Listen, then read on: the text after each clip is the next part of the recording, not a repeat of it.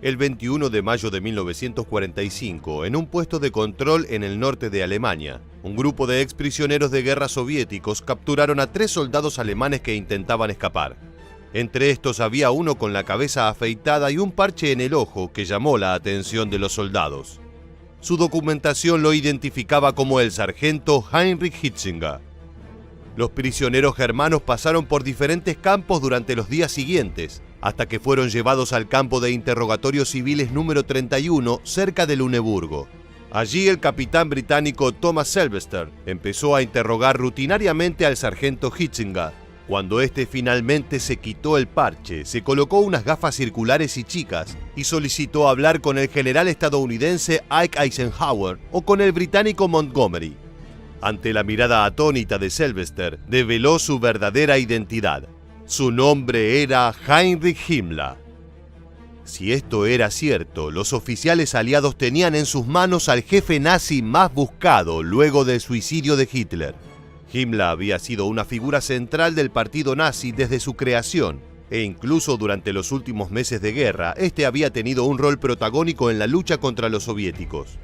Sin embargo, la inevitable caída del Tercer Reich convirtió a Himmler en un hombre errático e incompetente que intentó negociar una tardía paz con los aliados y que terminó siendo declarado como un traidor por el mismo Hitler.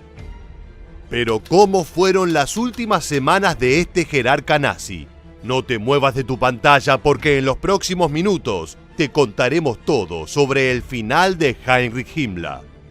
¿Estás listo? Pues entonces prepárate para viajar en el tiempo. La importancia de Himmler en el Tercer Reich no puede ser subestimada. Desde su nombramiento como Reichsführer SS en 1929, no hizo más que hacer crecer a las fuerzas nazis que inicialmente contaban solo con un batallón de 290 hombres, pero que rápidamente se multiplicaron por miles bajo el poder de Himmler. Durante la Segunda Guerra Mundial, Himmler, reconocido por sus grandes dotes organizativos, supervisó directamente la creación de los campos de concentración y el Holocausto, básicamente dirigiendo el asesinato masivo de millones de personas. Simultáneamente ocupó su rol como jefe de las SS y jugó un papel relevante en el avance de la Wehrmacht sobre el este de Europa. Sin embargo, en 1945 la situación era radicalmente distinta. El Tercer Reich se encontraba cada vez más encerrado ante los avances de Estados Unidos desde Francia y del Ejército Rojo en el este. Luego de fracasar en el intento de frenar a los norteamericanos como comandante en jefe del Grupo de Ejército del Alto Rin, en enero de 1945 Himmler fue nombrado nuevamente como comandante en jefe, esta vez del Grupo de Ejércitos Vístula, con el objetivo de frenar a la Unión Soviética que imparablemente se aproximaba a Berlín. En retrospectiva, la decisión de Hitler probó ser errónea. Himmler no tenía la experiencia militar suficiente para encarar una misión de semejante importancia. Al mismo tiempo, este leal jerarca nazi cada vez estaba menos convencido de la posibilidad de la Alemania nazi de ganar la guerra. No obstante, obedeció las órdenes y estableció su centro de mando en Schneidemühl, utilizando como cuartel general su tren especial, el Sonderzug Steiermark. Durante estas semanas de inútil planificación, Himmler comenzó a comportarse de forma cada vez más errática. Rara vez salía de su tren, que lejos estaba de estar equipado acordemente para la misión, ya que solo contaba con una línea telefónica y no tenía ni mapas adecuados ni radio para comunicarse con el frente.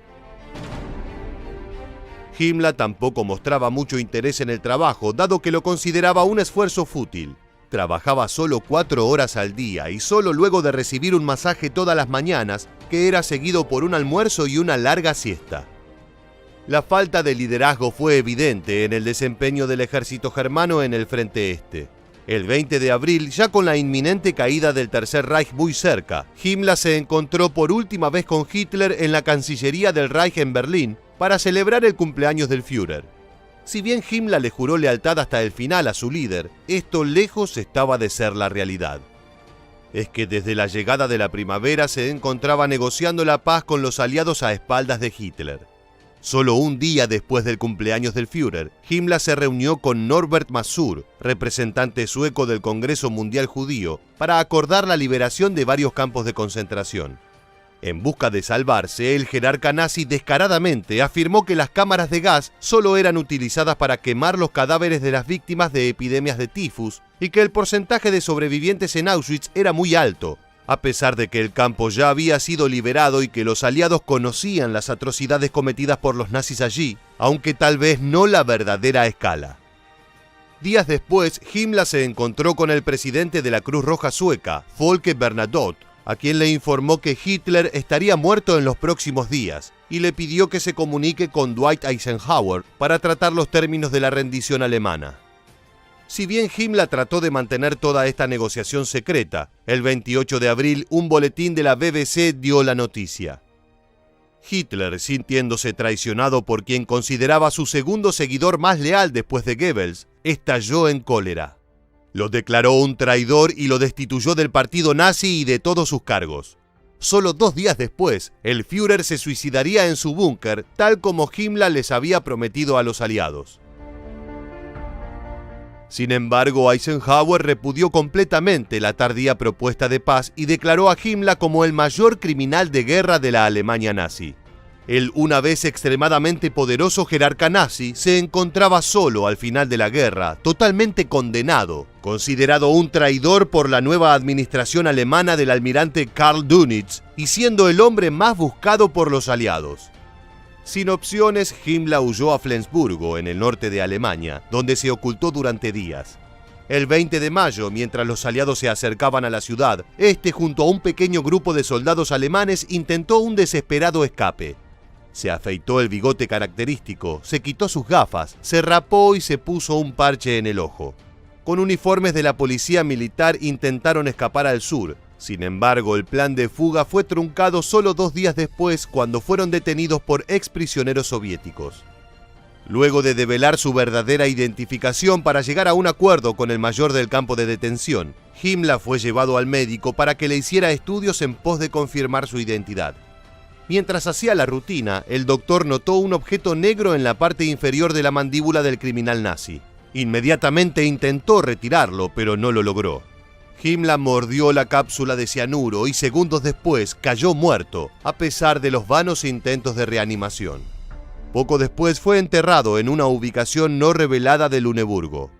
Lo sobrevivió su familia, entre la misma su hija Gudrun Burbitz, que durante toda su vida se dedicó a seguir los pasos de su padre en el nacionalsocialismo e incluso negó el holocausto y sostuvo que su padre, el gran Heinrich Himmler, no se había suicidado, sino que había sido asesinado.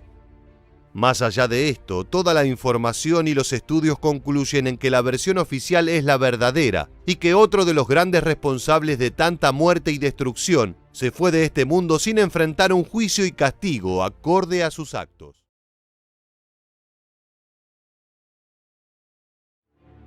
En abril de 1945, Adolf Hitler recibió una noticia devastadora.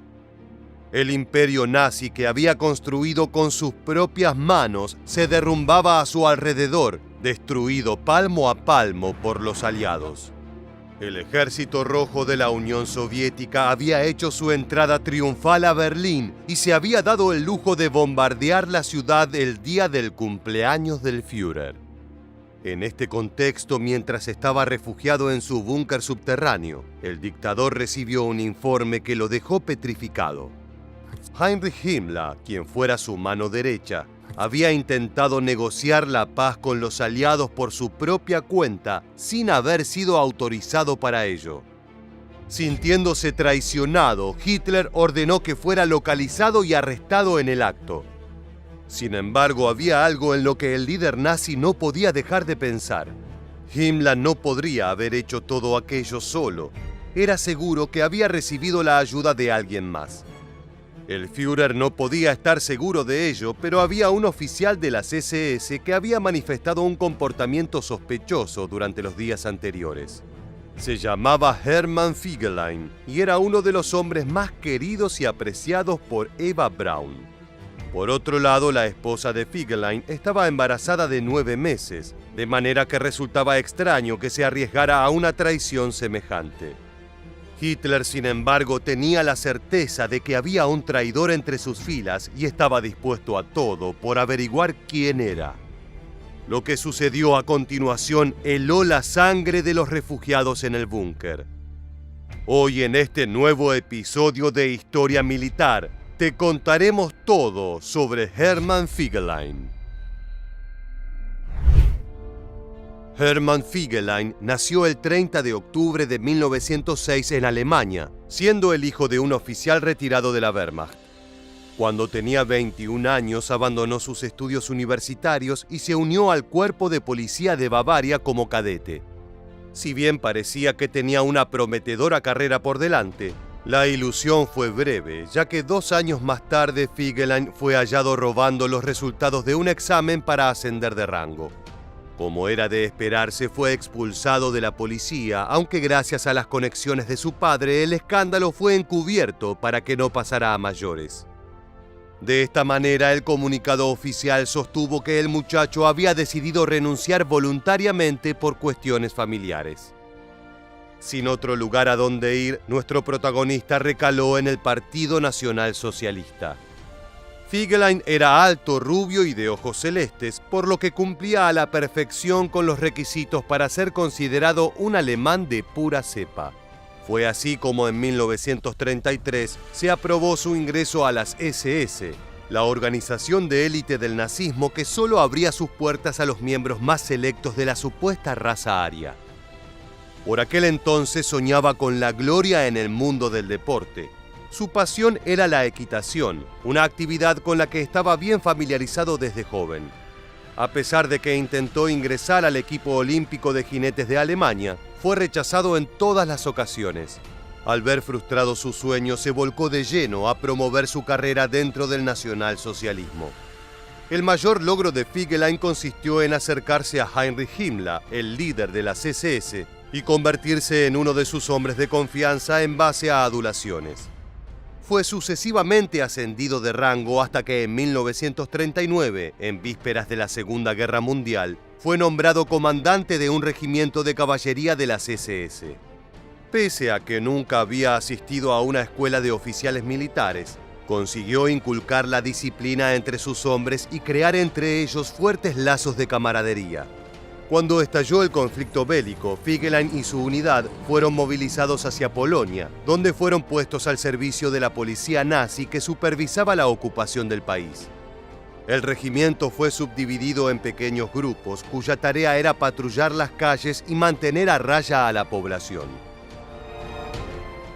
El 7 de diciembre de 1939, la unidad de Fegelein participó por primera vez en un crimen de guerra. Hitler había dado la orden de exterminar a la élite polaca, una categoría que incluía aristócratas, intelectuales, dirigentes políticos y sacerdotes. Como buen seguidor del Führer, nuestro protagonista, secundado por su tropa, condujo a 1.700 personas hasta el bosque de Campinos, ubicado al oeste de Varsovia. Todas ellas fueron masacradas sin piedad en un operativo de fusilamientos masivos. A partir de entonces, el regimiento de Fegelein estaría involucrado en diversos delitos de lesa humanidad perpetuados contra los habitantes de Polonia. Ellos incluían robo, asesinato y violaciones de civiles indefensos, aunque en sus informes oficiales, el comandante siempre adujo que el comportamiento de su tropa era decente. Los crímenes de Fegelein llegaron a un punto tal que fueron denunciados por otros oficiales alemanes. En 1941 se lo acusó de haberse apropiado de dinero del ejército y de haber asesinado a prisioneros de guerra para apropiarse de sus posesiones. Por otro lado, se dijo que había mantenido relaciones sexuales con una mujer polaca, algo que estaba terminantemente prohibido. Para agravar el escándalo, se afirmó que la había dejado embarazada y que al enterarse de ello, la había obligado a abortar. Fegelein escapó de un duro castigo gracias a la intervención de su protector, Heinrich Himmler, quien lo libró de todos los cargos. Cuando el Tercer Reich se lanzó a la conquista de la Unión Soviética a fines de 1941, nuestro protagonista fue destinado hacia allí junto con todo su regimiento. En este periodo fue tristemente célebre su rol en las masacres de Pripyat. Una gran cantidad de judíos se habían escondido en aquella zona de Bielorrusia, ya que al ser un conjunto de pantanos proporcionaba un buen escondite. Himmler ordenó a las SS recorrer la región y capturar a todos los judíos ocultos allí. Siguiendo las indicaciones de su jefe, Fegelein hizo fusilar a todos los varones mayores de 14 años. Por otro lado, mandó a que las mujeres y los niños fueran ahogados en las aguas del pantano. Se calcula que en este espantoso operativo fueron asesinadas unas 14.000 personas. Nuestro protagonista siguió combatiendo en el frente oriental, participando en distintas batallas en contra del Ejército Rojo y de los partisanos comunistas. En septiembre de 1943 fue herido por un francotirador ruso, tras lo cual fue remitido a un hospital militar. Al finalizar su recuperación, Himmler decidió que había probado su valía. Le ordenó regresar a Alemania y lo nombró como su oficial de enlace para servir de nexo entre las SS y el mismísimo Adolf Hitler. Fue así como ingresó al círculo de confianza del Führer y a lo largo de distintas cenas y reuniones sociales conoció a su pareja Eva Braun. Ella quedó encantada con la simpatía y el carisma de Fegelein, de manera que decidió presentárselo a su hermana menor, Gretel.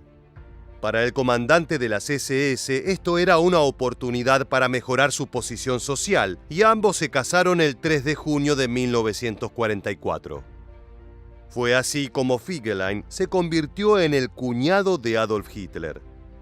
Sin embargo, su carrera ascendente estaba a punto de hacerse añicos. A comienzos de 1945 estaba claro que Alemania perdería la guerra, y el Führer se retiró a un búnker junto a la plana mayor del nazismo. Su cuñado estaba en ese grupo, aunque al ver que los tanques soviéticos ingresaban a Berlín y bombardeaban la ciudad, decidió que no moriría en ese lúgubre refugio subterráneo. Fegelein abandonó el escondite bajo la excusa de que partía en una breve misión de reconocimiento, aunque lo cierto es que planeaba abandonar el país. Al ver que no regresaba, una patrulla fue enviada a averiguar qué le había pasado. Lo encontraron oculto en su departamento de Berlín, vestido de civil, borracho y a punto de marcharse hacia Suiza. Llevaba consigo abundante dinero en efectivo y las joyas de su esposa. En su maletín también se hallaron documentos de Heinrich Himmler, que contenían detalles de su plan de pactar la paz con los aliados. La patrulla lo llevó de vuelta al búnker de Hitler, donde fue confinado a una celda hasta que se aclarara su situación. Como te contábamos al inicio del video, fue en ese mismo momento, en la noche del 28 de abril de 1945, que el Führer se enteró de la traición de Himmler. Luego de ordenar el arresto del líder de las SS, el dictador se abocó a descubrir a sus cómplices.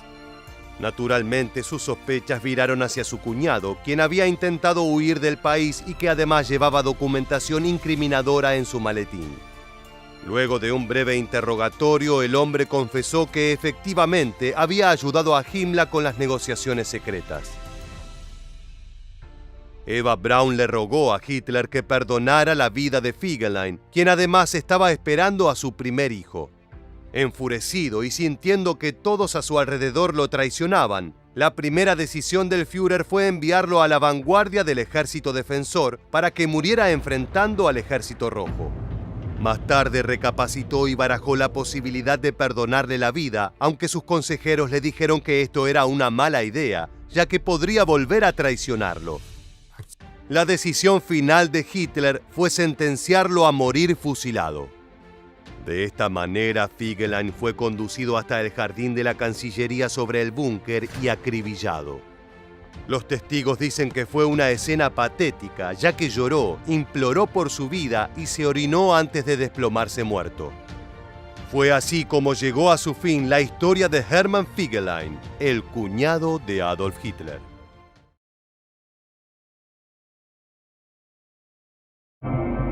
La batalla de Stalingrado no solo fue la contienda más sangrienta de toda la Segunda Guerra Mundial, sino también fue el punto de inflexión de la misma. En su campaña de expansión, Alemania no llegó más lejos que de esta ciudad. A partir de su derrota aquí, los nazis fueron puestos en retirada. Todo el territorio que habían conquistado se perdió, y su debacle no pararía hasta su rendición en Berlín. Para Hitler, la culpa de su derrota de esta vital batalla no recaía en el enemigo soviético o en el terrible invierno ruso, sino en uno de sus hombres. Un general que realizó uno de los peores crímenes posibles en el Tercer Reich: desobedecer al Führer. Hoy, en este nuevo episodio de Historia Militar, te contaremos todo sobre Friedrich Paulus, el hombre que traicionó a Hitler. Friedrich Paulus nació el 23 de septiembre de 1890 en el Reino de Prusia, parte en ese entonces del Imperio Alemán. Pertenecía a una familia de clase media, por lo que von Paulus, como quizás lo has escuchado nombrar alguna vez, es incorrecto, ya que ese prefijo solo se utiliza en familias de la aristocracia. Desde temprana edad quiso pertenecer a las Fuerzas Armadas Germanas, uniéndose como cadete de oficial en 1910. Con el comienzo de la Primera Guerra Mundial, vio combate en Rumania, Serbia y Francia, incluida la famosa Batalla de Verdún, una de las más sangrientas de la contienda. Gracias a su desempeño para cuando la guerra terminó, Paulus había conseguido el rango de capitán. Luego de la rendición de Alemania, los países vencedores la hicieron firmar el Tratado de Versalles. Este le imponía condiciones terriblemente desfavorables al Imperio Germano, como cesiones de territorio, reparaciones económicas y restricciones militares. Una de estas últimas fue la reducción de su ejército nacional a solo 100.000 hombres. De estos, solo 4.000 tenían permitido ser oficiales. Paulus fue uno de ellos. También fue parte de los Freikorps, milicias paramilitares formadas principalmente por veteranos de la Gran Guerra. Durante la Revolución Alemana de 1918 y 1919, este cuerpo, donde Paulus sirvió como ayudante de brigada, actuó brutalmente contra los comunistas que buscaban derrocar al gobierno de turno. En 1933, Adolf Hitler llegó al poder y rápidamente comenzó a desafiar el Tratado de Versalles. Una de sus primeras medidas militares fue la modernización de la maquinaria de guerra del país. Paulus, quien seguía formando parte del ejército, fue puesto al mando de un batallón motorizado entre 1934 y 1935. A finales de este último año se creó un nuevo comando, el cual tenía como rol dirigir el entrenamiento y desarrollo de las fuerzas blindadas o Panzerwaffe. Estas tropas eran clave en la Guerra Relámpago, también conocida como Blitzkrieg, que Hitler pensaba llevar adelante en solo unos años para su planeada conquista de Europa. Escuchemos una explicación de en qué consistía esta nueva estrategia. Blitzkrieg was based on surprise attack. Two main elements were involved. The weapon on the ground was the Panzer Division of high-speed tanks, and they attacked in liaison with a dive bomber from the air. The most famous of these was the terrifying Stuka Ju-87 dive bomber. The Stuka's part was to pound away at the enemy on the ground, carving a path for the tanks to thrust in and divide the enemy troops. Those troops, once isolated, could then be quickly mopped up by the German infantry following the tanks. Paulus fue hecho jefe de personal de las Panzerwaffe. Allí continuó mientras las fuerzas alemanas seguían consolidándose. En clara oposición al Tratado de Versalles, Hitler aumentó el número de efectivos. De los 100.000 que tenía permitidos, pasó a casi 3 millones. Además, creó la división de submarinos, ordenó la construcción de artillería pesada y organizó la Luftwaffe, la Fuerza Aérea Germana. El Führer aprovechaba el resentimiento de su pueblo hacia el tratado para expandir su poder. Su objetivo era la anexión de territorio europeo para obtener el espacio vital que el nazismo veía necesario para la supervivencia de la raza aria. Ya se había hecho con Austria y Checoslovaquia, pese a las débiles protestas del Reino Unido y sus aliados. Todos podían ver que se estaba avecinando una nueva contienda, pero desgraciadamente poco se hizo para controlar el avance del dictador. Pocos meses antes del comienzo de la Segunda Guerra Mundial, Paulus fue ascendido a mayor general y pasó a formar parte del 10º Ejército bajo el mando de Heinz Guderian. Este destacaba la inteligencia, la voluntad y el talento de Paulus, pero tenía sus dudas respecto a su determinación, dureza y falta de experiencia. ¿Sería capaz de tomar decisiones difíciles que pusieran en riesgo la vida de los hombres a su mando? Guderian no tardaría mucho en comprobarlo. El 1 de septiembre de 1939, Alemania invadió Polonia, dando comienzo a la Segunda Guerra Mundial. Su nueva táctica de guerra relámpago arrasó con las defensas polacas y sus anticuadas estrategias. Tan solo un mes más tarde, estos se habían rendido ante la poderosa maquinaria nazi. Paulus participó de esta campaña y despejó las dudas de su superior, destacándose en su liderazgo. Luego de la capitulación polaca, el 10º Ejército pasó a llamarse el Sexto, nominación que mantendría hasta su fin. Mientras continuaba la campaña de expansión de Hitler, Paulus y sus tropas cosechaban más éxitos militares. El 10 de mayo de 1940 comenzó la invasión masiva de Europa Occidental por parte de Alemania.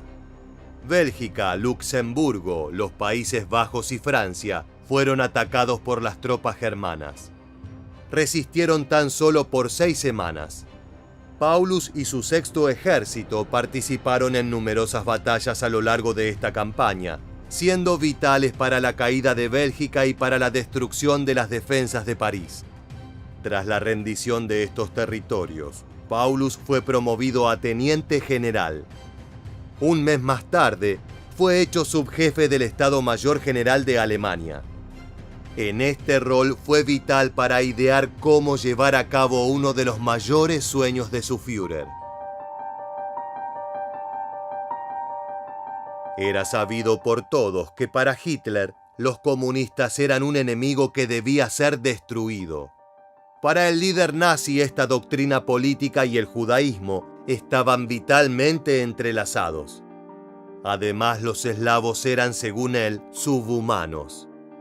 Todo esto hacía a la Unión Soviética un objetivo militar fundamental para sus planes. Alemania no podría existir en paz con los bolcheviques como vecinos. Incluso había hablado abiertamente de su idea de conquistar territorio perteneciente a este país. Esto provocó que las relaciones entre ambos países decayeran gravemente desde el ascenso de Hitler al poder.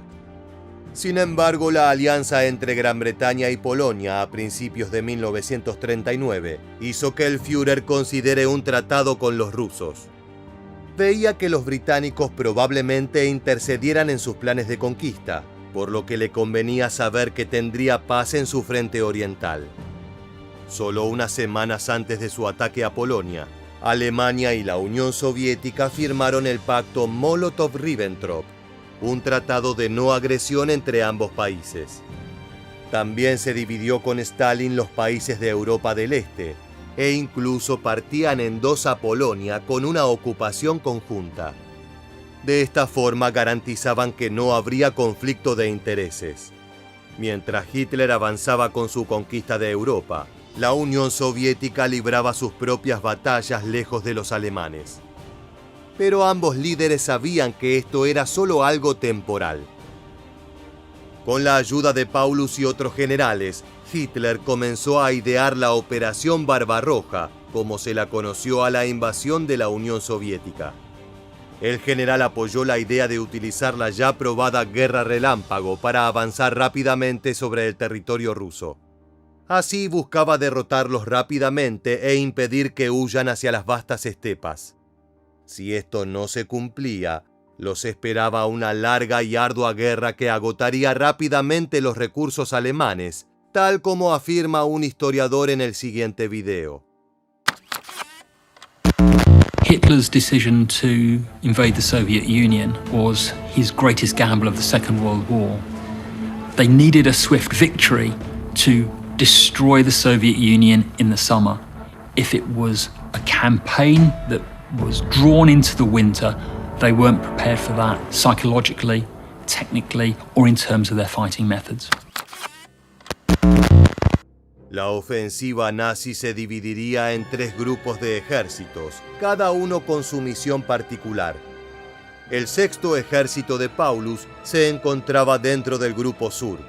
Su objetivo principal era la conquista de Ucrania, cuyos fértiles campos aliviarían las necesidades de agricultura del Reich.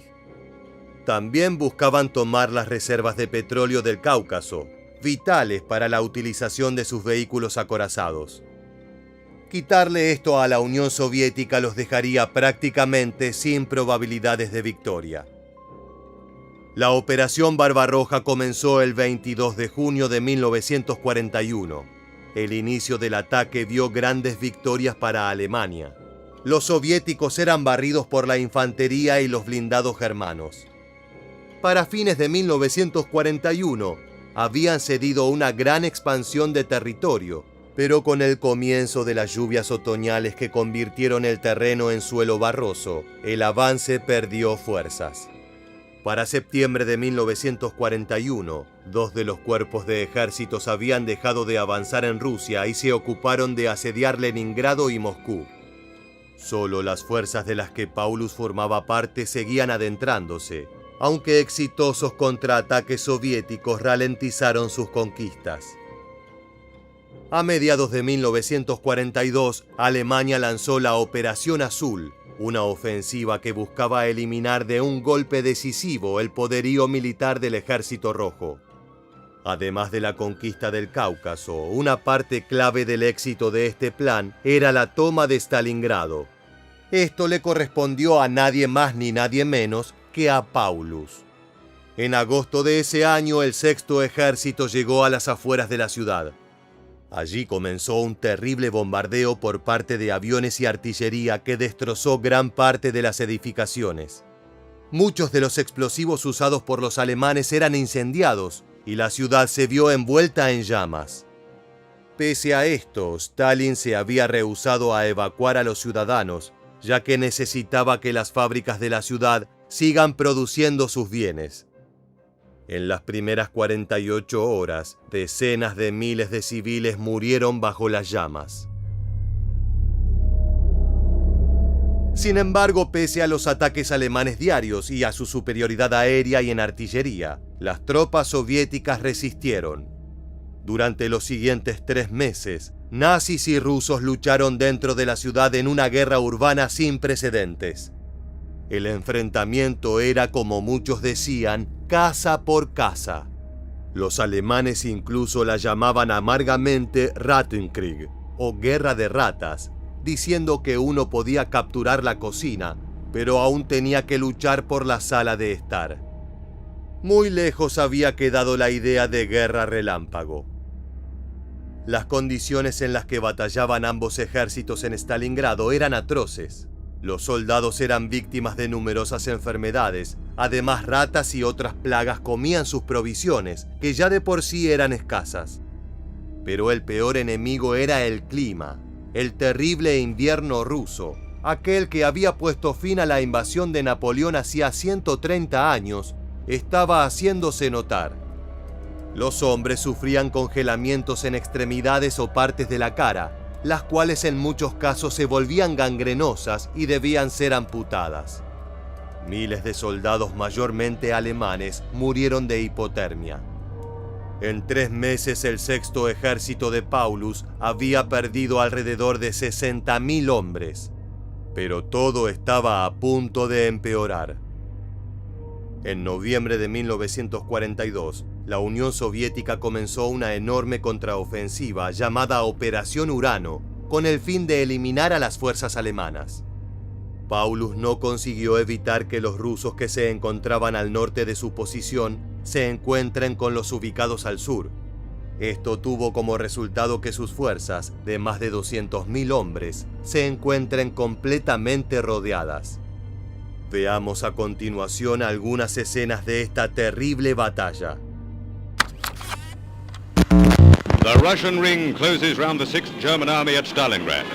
The great liberation offensive bears down on 22 trapped Nazi divisions, representing 330,000 doomed men. The end of 163 days of siege. The history of warfare has never known such an encirclement and annihilation of so large a number of regular troops. Hundreds of thousands of bodies lie frozen in and around the city. Almost as many died of the appalling conditions of the last few weeks. They rot in the land which they wanted to enslave. Frente a esta situación, Hitler le ordenó a Paulus que debía resistir sí o sí. Por más que las condiciones eran brutales, el general lo obedeció. Mientras siguieran luchando en Stalingrado, los soviéticos no podrían mover tropas hacia otros frentes. Paulus declaró: debemos retenerlos aquí hasta el final para que el frente oriental pueda estabilizarse. Solo si eso sucede, hay una posibilidad de que la guerra vaya bien para Alemania. Esto no ocurrió. Los otros cuerpos de ejército germanos seguían batallando encarnizadamente con su enemigo, sin conseguir victorias decisivas. Incluso una operación que intentó romper el cerco ruso alrededor del Sexto Ejército, bautizada Tormenta de Invierno, falló. Los hombres de Paulus continuaron aislados. Durante 2 meses siguieron resistiendo ferozmente, pero la escasez de alimento, medicina y munición empezaban a ser críticas. Esto se sumaba al invierno que se encontraba en su máximo esplendor, pudiendo llegar a 40 grados bajo cero. Al comienzo de 1943, por la valentía mostrada, Hitler ascendió a Paulus al rango de coronel general. Sin embargo, la promoción no vino con ninguna de la ayuda prometida. El 7 de enero, el general Rokossovski, que lideraba las ofensivas soviéticas, llamó a un alto el fuego. Aprovechando el cese temporal de hostilidades, le ofreció a Paulus términos de rendición sorprendentemente generosos. Sus hombres tendrían acceso a raciones normales de comida, a ser tratados médicamente y podrían mantener sus pertenencias. Para este entonces, Paulus sabía que no había chance de que el Sexto Ejército resistiera por mucho más tiempo. Le escribió a Hitler pidiendo su permiso para rendirse. Por supuesto, este fue rotundamente negado. Un feroz ataque soviético comenzó inmediatamente. Los alemanes perdieron terreno y hombres a una alarmante velocidad. Cada soldado debía garantizar su propia comida y munición. Los heridos eran abandonados sin que se les pueda suministrar tratamiento y eran consumidos por el frío. A fines de enero, los rusos le ofrecieron a Paulus otra chance de rendirse. Este se lo comunicó nuevamente a Hitler, expresando lo imposible de su situación. Stalingrado estaba a horas de caer. Pese a esto, el Führer le ordenó defender la ciudad hasta la muerte y lo ascendió a mariscal de campo. Pero este regalo estaba envenenado. El líder nazi le dijo que no había habido en la historia de Alemania un mariscal de campo que se haya rendido ante el enemigo, lo que implicaba que si era capturado vivo, sería una vergüenza para la historia militar del país. A continuación puedes escuchar lo que pensó Paulus en aquel momento. Paulus ha sido nombrado mariscal por el propio Hitler 24 horas antes para alentarle a de forma honorable. Pero el general declara: no voy a matarme por ese cabo. Para él, Hitler ya no es el Führer, sino un simple soldado de la Primera Guerra Mundial cuya incompetencia les ha conducido al desastre. Cuando comparece ante los soviéticos, Paulus solo siente odio por Hitler. El Sexto Ejército de Alemania se rindió el 31 de enero de 1943. Así, este cuerpo, que había sido considerado uno de los mejores de las fuerzas armadas nazis, cesó de existir. Al finalizar los combates, los soldados nazis que podían aún mantenerse en pie estaban desnutridos, demacrados envueltos en toallas para mantener algo de calor. Contrastaban con los rusos en sus uniformes de invierno y bien alimentados. Poco más de 91.000 hombres pertenecientes al Sexto Ejército fueron capturados. En total, la batalla de Stalingrado costó la vida de más de 700.000 alemanes y 1 millón de soviéticos, incluyendo víctimas civiles. Cuando Hitler se enteró de la rendición del mariscal, entró en un ataque de furia. No podía entender cómo un hombre que había visto morir valientemente a tantos de sus soldados elegía rendirse a los bolcheviques antes de terminar con su propia vida. Previo a su capitulación, Paulus le había enviado a su esposa su anillo de bodas. No la veía desde el comienzo de la Operación Barbarroja en 1942 y no la volvería a ver nunca más.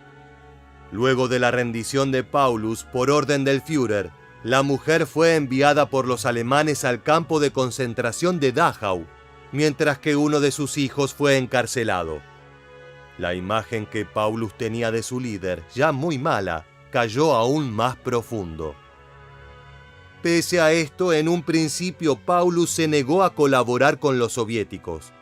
Pero el 20 de julio de 1944 ocurrió un fallido atentado contra la vida de Hitler que resultó en el fusilamiento de sus perpetradores. Varios de estos habían sido amigos cercanos de Paulus. Sumado al resentimiento que ya sentía por el dictador, este evento lo hizo cambiar de parecer. Se volvió un férreo crítico contra el régimen nazi. Durante su cautiverio en manos rusas, se unió al Comité Nacional por una Alemania Unida, respaldado por la Unión Soviética, que instaba a los germanos a rendirse. Aunque esto recién ocurriría el 8 de mayo de 1945, con Hitler ya muerto. Finalizada la Segunda Guerra Mundial, Paulus, a diferencia de otros militares, participó de los juicios de Nuremberg, pero no como acusado, sino como testigo. Allí habló de cómo se idearon y llevaron a cabo los planes de invasión al territorio soviético. Durante el mismo, un periodista le preguntó cómo estaban los prisioneros de guerra alemanes capturados en Stalingrado. Paulus confirmó que estaban bien y que sus madres y esposas podían dormir tranquilas. Pero esto era una mentira. De los 91.000 germanos capturados luego de la rendición, solo 5.000 volverían a Alemania. Ya sea por las heridas sufridas en combate, enfermedades, frío o las terribles condiciones de los campos de trabajo a donde fueron enviados, más de 85.000 hombres no verían de nuevo a sus familias. Gracias al testimonio de Paulus, se pudo comprobar que la invasión nazi a la Unión Soviética y los crímenes allí cometidos habían sido planeados con años de anticipación. A continuación puedes escuchar al militar hablando en los juicios de Nuremberg. Von den Angeklagten, soweit sie in meinem Blickfeld lagen, die ersten militärischen Berater Hitlers. Das ist der Chef des Oberkommandos der Wehrmacht Keitel, der Chef des Wehrmachtsführungsamtes Jodl und Göring in seiner Eigenschaft als Reichsmarschall, als Oberbefehlshaber der Luftwaffe und als Bevollmächtigter auf den rüstungswirtschaftlichen Gebieten. En 1953, Paulus fue liberado y se le permitió instalarse en la recientemente instaurada República Democrática Alemana. Pero aunque se encontraba de nuevo en su tierra, ya nada volvería a ser igual. Su esposa había muerto en 1949 y uno de sus hijos murió en combate en 1944. Solo 2 de sus descendientes sobrevivieron. Pasó sus últimos años como jefe del Instituto de Investigación de Historia Militar de Alemania Oriental. Aunque podría parecer que vivía una vida normal, los soviéticos aún lo tenían en la mira. Sin que él lo supiera, algunos de sus empleados eran miembros del Stasi, la policía militar del país, y su teléfono estaba intervenido. En 1957, a sus 66 años, Friedrich Paulus murió luego de una corta batalla contra la esclerosis. Un día antes se habían cumplido 14 años del fin de la batalla de Stalingrado. Fue el oficial alemán de mayor rango en rendirse durante la Segunda Guerra Mundial y uno de los primeros en desafiar a Hitler. Para el Führer y muchos de sus camaradas oficiales, fue un cobarde y un traidor. Para otros, por no querer sacrificar más de sus hombres en vano y por colaborar con los soviéticos luego de su rendición, su figura es la de un héroe trágico. Cualquiera sea la postura, no se puede negar que Paulus fue uno de los militares más importantes de esta guerra. Llegamos al final del video y queremos preguntarte, ¿qué opinas tú del accionar de Friedrich Paulus? ¿Traicionó al Führer o hizo lo correcto? Déjanos tu respuesta en la bandeja de comentarios aquí debajo y no olvides suscribirte a nuestro canal para conocer muchos más sucesos militares que dejaron su huella en la historia.